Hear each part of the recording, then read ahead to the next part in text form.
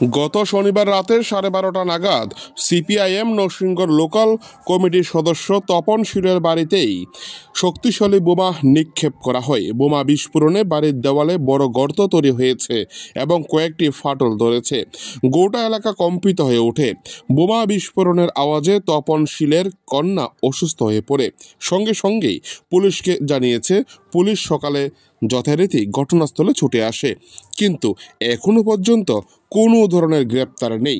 CPIM পশ্চিম ত্রিপুরা জেলা কমিটির সম্পাদক রতন দাস, রাজ্য কমিটির সদস্য প্রণব দেববর্মা, মহকুমা কমিটির সম্পাদক সুদীপ দেবনাথ, বরজলা কেন্দ্রের বিধায়ক সুদীপ সরকার এবং বামুটিয়া কেন্দ্রের বিধায়ক নয়ন সরকার সহ পার্টির অন্যান্য নেতৃবৃন্দ তপন শীলের বাড়িতে গিয়ে ঘটনার সরজমিনে প্রত্যক্ষ করেন এবং তপন শীলের পরিবারের সাথে কথা বলেন।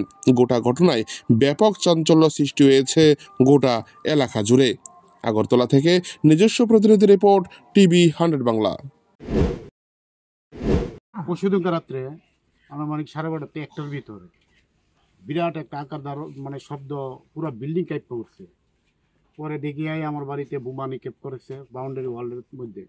তো ওয়ালের মধ্যে বোমা নিক্ষেপ করার পরে ওয়ালটা তো ভেঙে গেছে, এদিকে ভাড়া দিছে এদিকে ভাড়া দিছে। পরে কারেন্টের তার বইতে নিচে বেড়ে গেছে।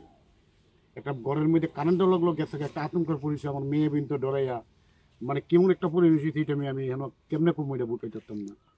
পরে আমি খুব ঘুরে উড়ি বাইতে, আমার মিসেসে ঘরতে বাইরে দিছে না, আমার বাইরেও না, কারেন্টও গেছে, তুমি ঘরতে বাইরেও না। পরে সকালবেলা দিয়ে এই অবস্থা।